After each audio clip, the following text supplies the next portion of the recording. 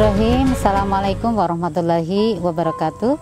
Alhamdulillah, hari ini kita bertemu lagi untuk membahas mengenai matematika sedekah, di mana sedekah menjadi kebiasaan yang sangat umum kita temui pada saat kaum muslimin sedang melaksanakan saum pada bulan Ramadan. Motif yang biasanya mendasari seseorang untuk giat bersedekah itu ada kalanya yang pertama adalah karena adanya hajat dari seseorang. Misalnya ingin segera mendapatkan jodoh, atau ingin segera memiliki keturunan, atau misalnya ingin sembuh dari sakit, atau misalnya ingin segera mendapatkan pekerjaan dengan gaji yang besar, atau mendapatkan proyek dengan gaji yang besar. Biasanya orang-orang yang memiliki hajat seperti ini, maka dorongan untuk bersedekah, motif untuk bersedekah itu berada pada puncak yang paling maksimal sampai kemudian hajatnya tercapai. Kemudian yang berikutnya, kadang-kadang motivasi seseorang untuk bersedekah itu dikarenakan pertimbangan take and give. Ketika dia memberi satu, maka kemudian balasannya adalah minimal dia mendapatkan satu. Ada juga di antara kaum muslimin atau di antara orang-orang yang bersedekah itu justru ingin mendapatkan ria atau mendapatkan sumu'ah, mendapatkan pandangan manusia, mendapatkan tepuk tangan manusia, mendapatkan sorotan dari manusia, sehingga dia terkenal sebagai orang yang dermawan, dia dikenal oleh masyarakat sebagai orang yang baik, dia dikenal sebagai orang yang suka menolong.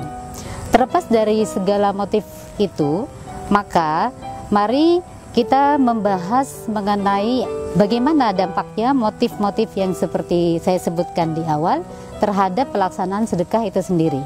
Untuk motif yang pertama, motif yang bersedekah dikarenakan hajat, maka biasanya sedekah itu akan sangat tergantung pada ada atau tidaknya hajat. Ketika seseorang memiliki hajat atau dia sedang berhajat atas hajat tertentu, maka dorongan sedekahnya akan menjadi maksimal. Ketika hajat selesai, maka berhenti juga sedekah.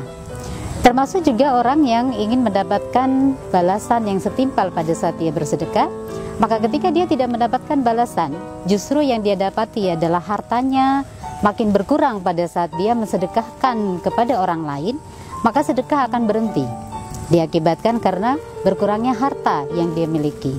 Kemudian untuk motif yang terakhir, seseorang melakukan sedekah atau bersedekah karena ingin didengar, karena ingin dilihat supaya membangun image yang baik atas dirinya pada orang-orang, maka ketika tidak ada orang yang bertepuk tangan atau ketika tidak ada orang yang memberikan jempol yang banyak, ketika orang-orang abai dengan sedekah yang dia lakukan, maka pasti sedekahnya akan hilang dengan sendirinya.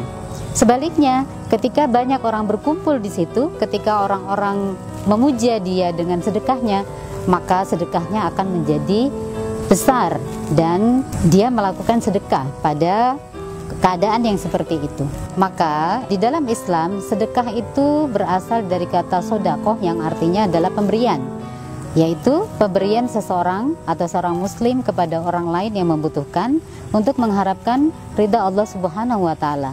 Terhadap sedekah ini, Allah Subhanahu wa Ta'ala sangat memberikan motivasi kepada kaum muslimin untuk melakukannya, sebagaimana banyak tertuang di dalam ayat-ayat maupun hadis-hadis yang memberikan dorongan tentang keutamaan sedekah, termasuk rambu-rambu yang harus dipatuhi oleh kaum muslimin pada saat memberikan sedekah.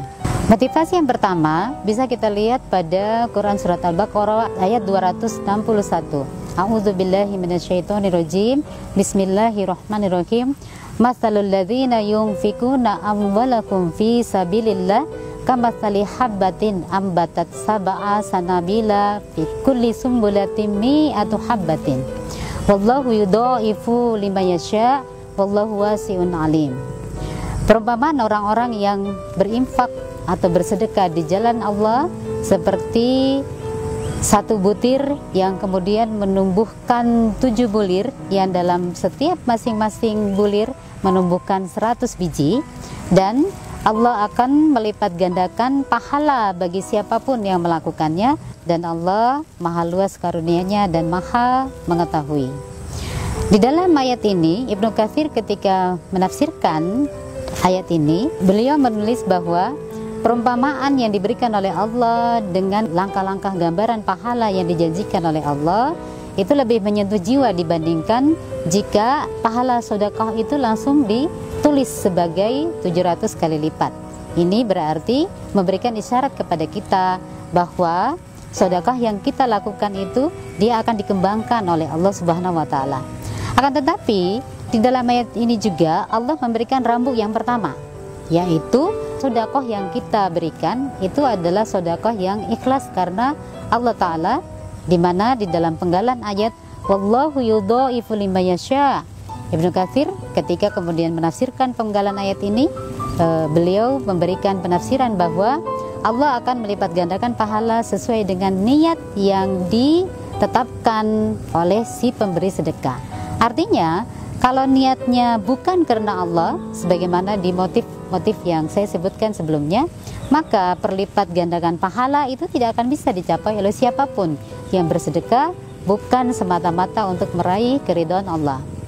Kemudian selain Allah memotivasi kaum muslimin agar bersedekah, Allah juga memberikan gambaran rambu yang berikutnya dengan menyambung ayat sebagaimana di dalam Quran surat Al-Baqarah ayat 264. Di situ Allah memberikan ketegasan. A'udzubillahi minasyaitonirrajim. Ya ayyuhalladzina amanu la tubtilu shadaqatikum bil manni wal adza. Wahai orang-orang yang beriman, janganlah kalian menghapus pahala sedekah kalian dengan mengungkit-ungkit apa yang telah kalian berikan dan menyakiti hati siapa yang menerima sedekah kalian.